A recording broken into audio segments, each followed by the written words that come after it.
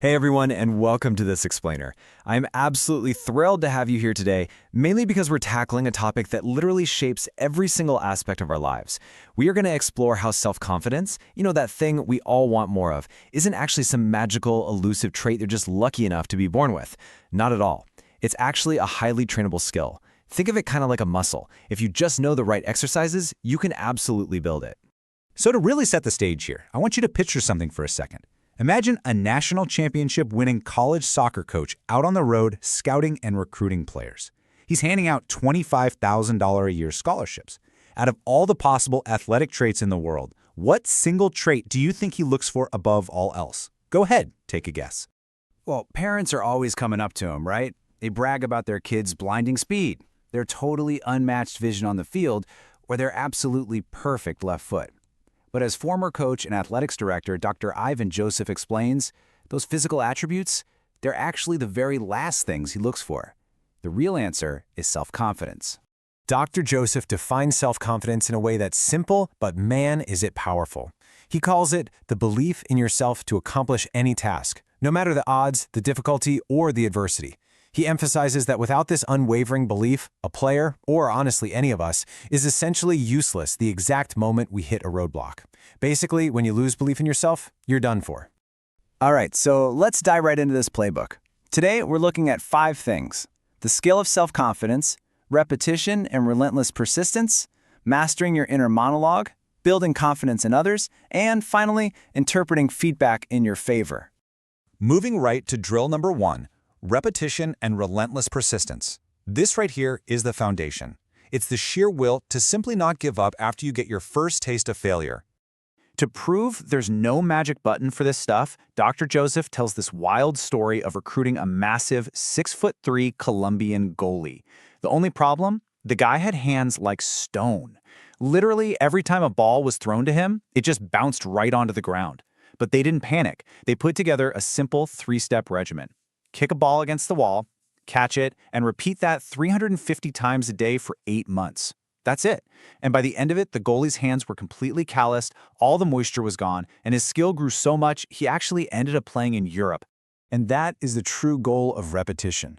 You do something over and over so that the task is no longer novel or scary. Because here's the thing, pressure really does build diamonds. When you eventually face immense pressure, say standing up and speaking in front of a crowd of 2,500 people, you won't feel a single ounce of nervousness. Why? Because you can confidently say to yourself, I've done this 1,000 times in the mirror, to my kids, and to my wife. But, repetition alone just isn't enough. It absolutely must be paired with persistence. I mean, how many of us just bail after the very first sign of failure? This need for persistence is brilliantly illustrated by author J.K. Rowling. She took her Harry Potter manuscript to 12 or 13 different publishers. Think about that. After 2 or 3 rejections, most of us would totally quit, right? After 9 or 10, we'd for sure be looking for a new career. But she persisted. And we can't forget Thomas Edison. Depending on who you ask, it took him somewhere between 1,000 and 10,000 tries just to invent the light bulb. 10,000 attempts. Let that sink in. He achieved that monumental success because he simply refused to accept failure. That is exactly how you build an unbreakable foundation of self-belief. Okay, jumping to drill number 2, mastering your inner monologue. It is time to take control of something we all deal with every single day, that constant, chattering self-talk tape playing on a loop in our heads. Let's be real, we are our own worst critics. Whether you're in a fitting room trying on pants and thinking, ugh, I look terrible, or maybe you're an athletics director sitting in some complex architectural meeting being asked your opinion on a fundability valve, and internally you're panicking, feeling dumb as a post. Negative self-talk is just incredibly common. But look, there are already enough people out there ready to tell us we aren't good enough. Why on earth would we do their job for them? We have to intentionally replace that negative tape with powerful self-affirmations.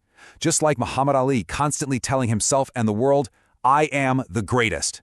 You really have to create your own affirmations for those quiet moments, like when you're just brushing your teeth, getting ready for the day.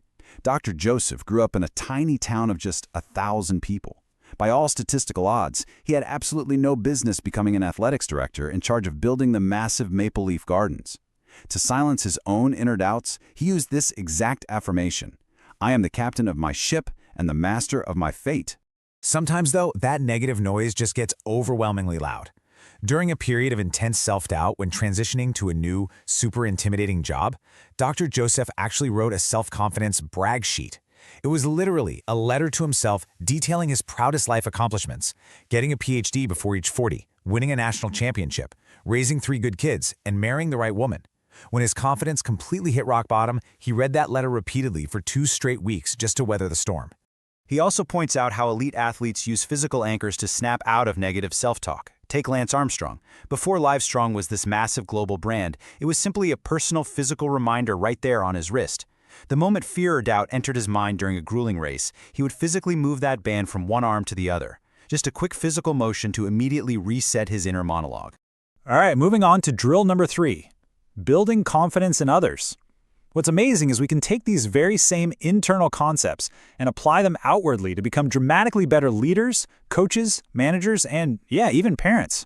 By our very nature, educators and managers love to fixate on correcting flaws. We genuinely think we're helping. But if a player named Johnny misses a shot and the coach screams and points out every single thing he did wrong with his knees and his elbows, it absolutely crushes Johnny's confidence. The alternative? Ignore what Johnny did wrong for a second and loudly praise Freda across the field for keeping her knee low and executing a play perfectly. Johnny learns what to do, he isn't totally demoralized, and Freda's confidence just shoots through the roof.